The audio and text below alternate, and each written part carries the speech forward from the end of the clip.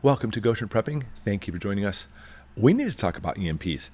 And we've put out many videos, and I'll link one after this one, by the way, of what you should expect when the grid goes down because of an EMP and how long it's going to take for it to come back up. Long story short, it's going to be a long time. But I really want to talk about, there's actually some misconceptions, and people think that an EMP is just going to be like, boom, out of the blue, it happens without any warning. And I'm not discounting that won't happen, but I find statistically, probability-wise, that's probably not the case. But stick through the video. I want to show you and prove to you that when it comes to EMPs, there's actually a bigger picture here you need to understand. And I want you to see and understand and know what's going to happen if that does. All right, so first off, an EMP, electromagnetic pulse. It started off when we were doing our earlier nuclear test. In the 60s, there was actually a project called Starfish Prime, in which they actually detonated a nuclear weapon up in the atmosphere near the state of Hawaii. All right, what they didn't expect was this. The EMP used all the charged particles of the surrounding layer of the atmosphere in what's called the ionosphere to greatly exacerbate the actual pulse that hit the Earth and the amount of ions charged. And with that, any type of large metal structure gets bombarded with countless ions or electricity frying everything. You know, we saw the same thing with what's called a Carrington event in Alaska when there was a coronal mass ejection from the sun. But with an EMP, it does this. So with Starfish Prime, they didn't know this was going to happen. I mean, maybe they did. But in Hawaii, they had all kinds of problems that took place because of this. And we're talking about in the state of Hawaii in the early 60s. Of course, they had technology, but it wasn't huge in some areas. But what they saw was street lights went out because they're connected to power lines. Alarm systems just went off out of the blue.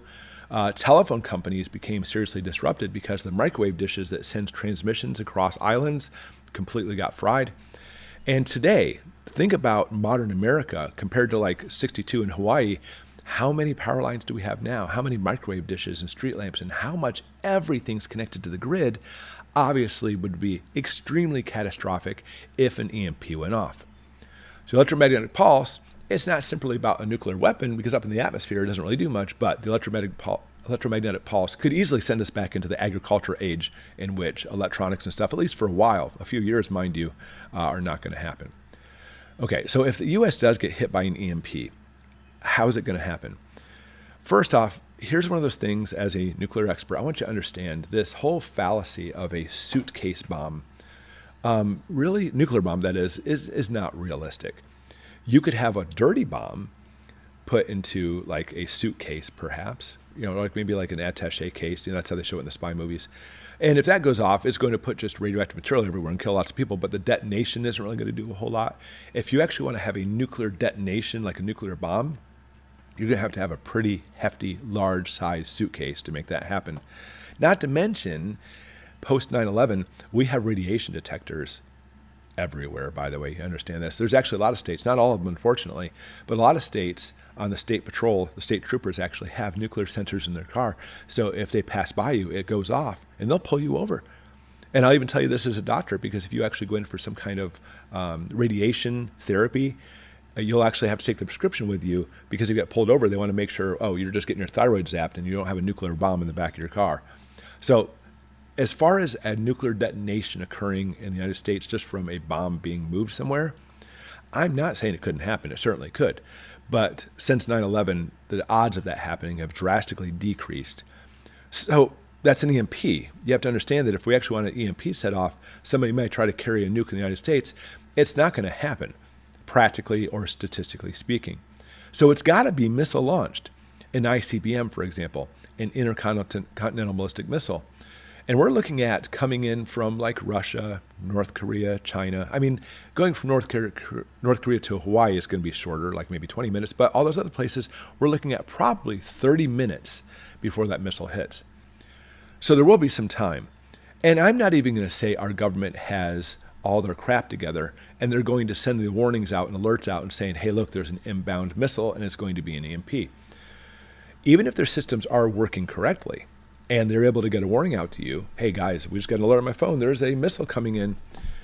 What do you think the government's going to think about this? Do you think they're going to be saying, oh yeah, guys, this is just an EMP, prepare for it? Or this is actually nuclear warheads heading for one of our bases or cities.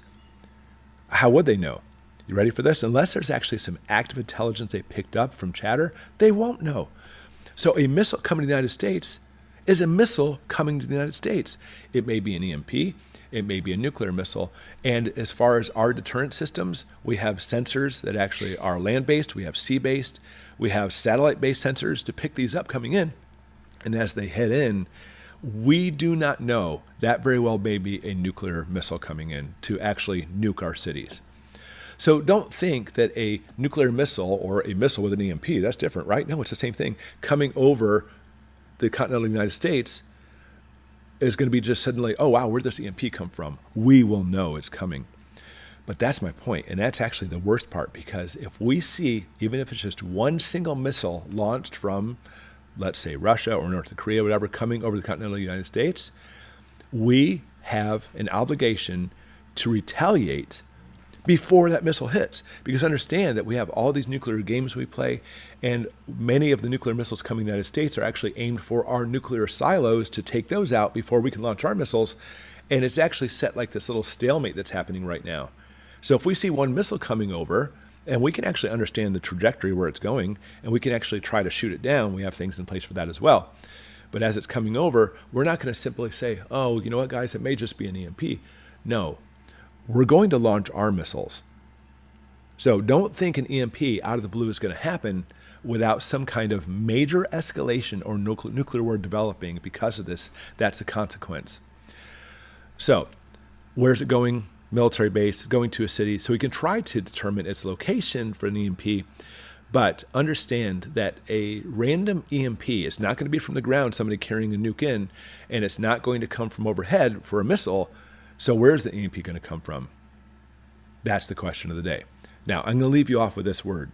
That's why I think, by the way, that EMPs actually hitting the United States is statistically not very probable. But if we actually see the nuclear threshold coming up and we're going to actually enter into nuclear war, it's very probable at that point. But just having a random EMP hitting over the United States, not likely, because that's actually going to start off World War III and a nuclear exchange. You understand that? Okay. Unless, and here's basically the kink in the whole chain, unless our adversaries or unless our material leaked out to somebody else was able to develop some kind of missile. In the United States, we have the ability to make EMPs without a nuclear weapon. We can literally shoot a missile, even a guided missile, which basically flies right above the ground. And that missile doesn't simply just set on an EMP and kill everything. It can actually even target specific buildings and take out that building, electronically speaking, while leaving this one over here just fine. We have that capability in the United States, if you didn't know that. That's the only way I see it in which an EMP may mysteriously happen in the United States, short of actually major war. If we go to World War III, all bets are off. In fact, I would say an EMP is highly likely at that point. And of course, that's why we prep. But if you're worried about an EMP just hitting overall, I don't think, intelligence-wise, our adversaries have those missiles yet. They might, you never know. They're very good at espionage and figure things out too. But even if that's the case, you and I are probably not a high target. You know what? Let's hit Goshen Prepping's house. Who knows? So anyway, I want to alleviate some fear in understanding that an EMP is probably not going to just randomly happen. But instead, if we see things going to war, then it probably will.